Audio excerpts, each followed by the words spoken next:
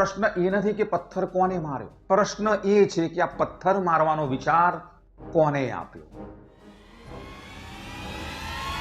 પર હુમલો અને સંદેશો આખા નેટવર્કને.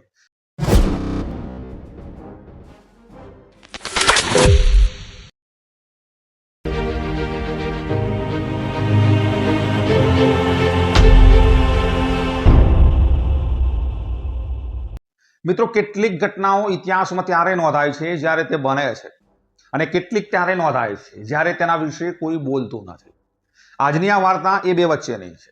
એક એવી વાર્તા જે શરૂ થાય છે તૂટેલા કાચથી અને પૂરી થાય છે એક એવા પ્રશ્ન પર કે જેના જવાબ કદાચ તમારી પાસે છે, કદાચ મારી પાસે પણ છે, પણ જેને કોઈ સત્તાવાર રીતે આપવા નથી માંગતું.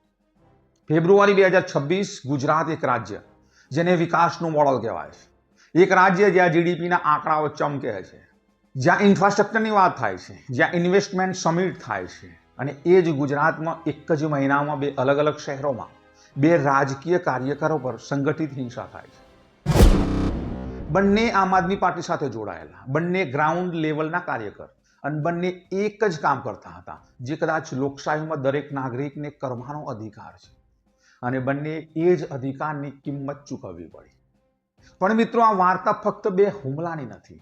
આ વાર્તા એ આખા ઇકોસિસ્ટમની છે જેમાં હુમલા ઉગ્યા, જેમાં હુમલા શક્ય બન્યા, અને સૌથી મહત્વની વાત, ભવિષ્યમાં આ હુમલા નહીં થાય એવી કોઈ ગેરંટી નથી. તો ચાલો શરૂ કરીએ. 24 ફેબ્રુઆરી 2026 ગોંડલ, રાજકોટ જિલ્લો, ગોગાવદર રોડ, સરગમ પાર્ક સોસાયટી પાસે એક કાર આવીને ઊભી રહે છે. તેમાંથી એક મહિલા ઉતરવાની જસ્ટ કોશિશ કરે છે, જે આમ આદમી પાર્ટી ગુજરાત પ્રદેશ સચિવ જિગીશાબેન પટેલ છે. તેઓ ત્યાં ગયા હતા સોસાયટીની મહિલાઓની માંગ પર. પાણીની તંગી, તૂટી ગયેલા રસ્તાઓ, કચરાના ઢગલાઓ, અને મિત્રો, આ એક બેઝિક સમસ્યાઓ જે મધ્યમ વર્ગ રોજ સહન કરે છે ગુજરાતમાં, અને જેનો ઉલ્લેખ કોઈ મોટી રાજકીય ભાષણોમાં ભાગ્યે જ જોવા મળે છે. જિગીશાબેન ત્યાં સાંભળવા ગયા હતા, એ નોંધ લેવા ગયા હતા, અને એ કામ કરવા ગયા હતા જે કદાચ સ્થાનિક તંત્રએ કરવું જોઈતું હતું. અને થોડા જ મિનિટોમાં બધું બદલાઈ ગયું. 4-5 મહિલાઓ અને 2 પુરુષ ટોળાની જેમ અચાનક આગળ આવે છે. જિગીશાબેનની કારને ઘેરી લેવામાં આવે છે. એક મહિલા હાથમાં મોટો પથ્થર ઉઠાવે છે અને સીધો કારની વિન્ડો પર ફેંકે છે. કાચ તૂટી જાય છે. જિગીશાબેનના માથામાં ઈજા થાય છે.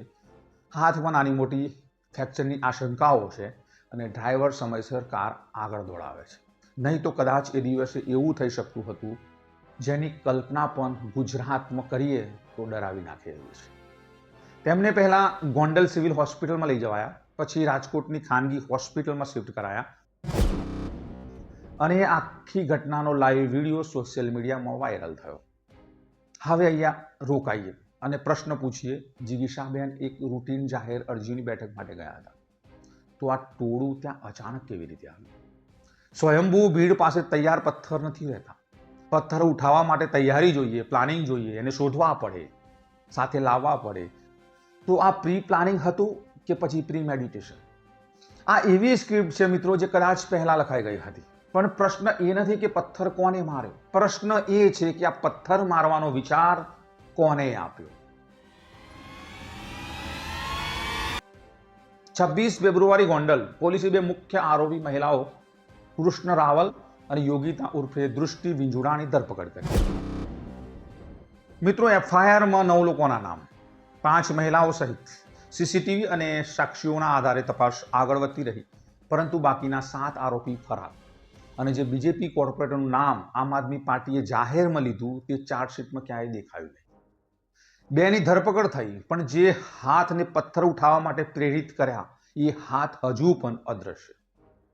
આમ આદમી પાર્ટી ગુજરાત પ્રમુખ ઈશુદાન ગઢવીએ 48 કલાકમાં ન્યાયની માંગ કરી, અને વિધાનસભામાં મુદ્દો ઉઠ્યો. ગોપાલ ઇટાલિયાએ ચેતવણીભર્યું નિવેદન આપ્યું વિધાનસભામાં, અને કહ્યું કે જેટલી આમ આદમી પાર્ટી મજબૂત થાય છે ગુજરાતમાં, એટલા હુમલા વધે છે. અને આ વાક્ય સાદું લાગે છે, પણ તેની પાછળ રાજકીય ગણિત છુપાયેલું છે. 2022ની વિધાનસભા ચૂંટણીમાં આમ આદમી પાર્ટીએ 5 સીટ જીતી. નાની લાગે છે, આંકડો નાનો છે, અસર મોટી છે. સુરત, રાજકોટ, અમરેલી જેવા વિસ્તારોમાં પરંપરાગત મતમાં ઘૂસણખોરી કરી. એન્ટી ઇન્કમ્બન્સી ધરાવતા મતદારો માટે એક વિકલ્પ બનીને ઉભરી આમ આદમી પાર્ટી. એટલે કે જે પરંપરાગત મત હતા એમાં સેંધ મારી.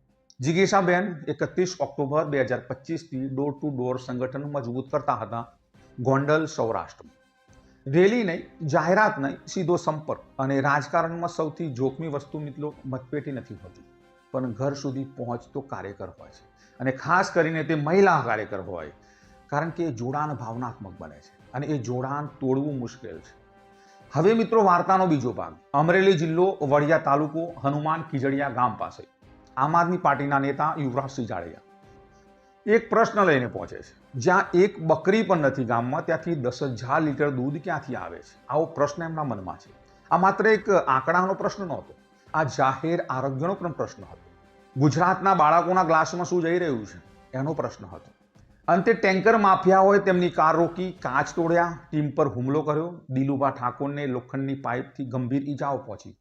પોલીસ આવી, તપાસ શરૂ થઈ. પરંતુ મિત્રો આમ આદમી પાર્ટીના મહામંત્રી મનોજ સોરઠિયાએ કહ્યું કે આ પહેલો હુમલો નથી, પહેલા પણ થયો હતો અને FIR પણ નહોતી થઈ એ વખતે. એ જ વ્યક્તિ, એવા જ મુદ્દા અને 2 હુમલા. કોઇન્સિડન્સ છે કે પછી પેટર્ન? અને મિત્રો રાજકારણ અને ગુનામાં સૌથી ખતરનાક તે નથી જે હથિયાર ચલાવે છે, પણ ખતરનાક તે છે જે હથિયાર ચલાવનારને બચાવે છે. ગોંડલમાં હુમલાખોર મહિલાઓ, કદાચ એથી નેરેટિવ પડોશીનો ઝઘડો જેવું થાય. વડિયામાં ટેન્કર માફિયા આગળ, સીધો રાજકીય આરોપ નહીં, પણ આ ગ્રે ઝોન છે જ્યાં રાજકારણ અને ગુનો એકબીજામાં ભળી જાય છે, જ્યાં કંઈ સાબિત પણ ન થાય અને કંઈ ખોટું પણ ન કરે. પોલિટિકલ સાયન્સમાં મિત્રો તેને ચિલિંગ ઇફેક્ટ કહે છે. એક પર હુમલો અને સંદેશો આખા નેટવર્કને, જોઈ લો, વધુ બોલશો તો શું થશે. અને એક પથ્થર અને આખી ચેન ગભરાઈ જાય. ગુજરાતનું નેરેટિવ મિત્રો હંમેશા સ્થિરતા અને કાયદો વ્યવસ્થાનું રહ્યું છે.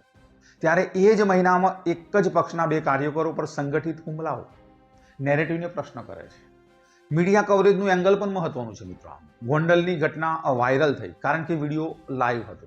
ન હોત તો કદાચ 2 દિવસમાં દબાઈ જાય.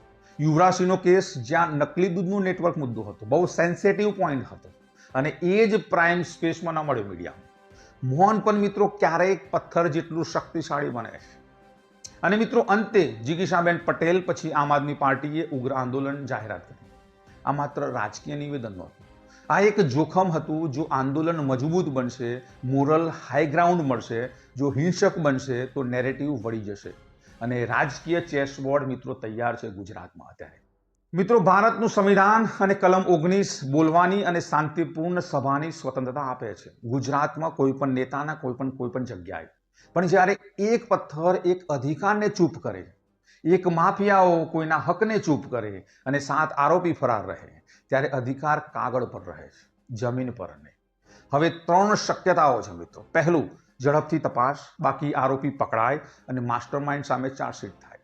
કોર્ટમાં કેસ મજબૂત બને તો આમ આદમી પાર્ટી માટે શક્તિશાળી નેરેટિવ થાય. બીજી શક્યતા છે તપાસ ધીમી થાય, જામીન, કેસ લટકે અને લોકો ભૂલી જાય અને ડરાવનાર જીતે. ત્રીજી શક્યતા છે મિત્રો હુમલા ચાલુ રહે, કાઉન્ટર વાયોલન્સને જોખમ અને હિંસા નોર્મ બની જાય. બિહાર, યુપી અને પશ્ચિમ બંગાળની જેમ.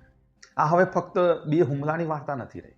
આ એ સિસ્ટમની વાર્તા છે જે નક્કી કરે છે કોણ બોલી શકે છે, કોણ પ્રશ્નો પૂછી શકે છે અને કોણ એક્સપોઝ કરી શકે છે. જિગીશાબેન પટેલની કારનો તૂટેલો કાચ, દિલુભાના ઘા અને યુવરાજસિંહનો અનુત્તરિત પ્રશ્ન, આ બધા ટુકડા છે એક મોટા પ્રશ્નના. શું આ દેશમાં એક સામાન્ય નાગરિક કોઈ SPG કે Z+ સુરક્ષા વિના ફક્ત પોતાના મૂળભૂત અધિકારોના વિશ્વાસ સાથે બોલી શકે છે, પ્રશ્ન પૂછી શકે છે? જો જવાબ હા છે તો પથ્થર કેમ? જો જવાબ ના છે તો આપણે કઈ લોકશાહી વિશે વાત કરી રહ્યા છે? આંદોલન શું રૂપ લેશે? 7 આરોપી ક્યારે પકડાશે? નકલી દૂધ નેટવર્ક બહાર આવશે કે નહીં? આ પ્રશ્નો હજુ ખુલ્લા છે. અને જ્યાં સુધી પ્રશ્નો જીવિત છે ત્યાં સુધી આ વાર્તા પૂરી થતી નથી. અને જ્યાં સુધી વાર્તા પૂરી નથી ત્યાં સુધી બોલવું પડશે સાચું, બેબાક અને બેહિચક. નમસ્કાર.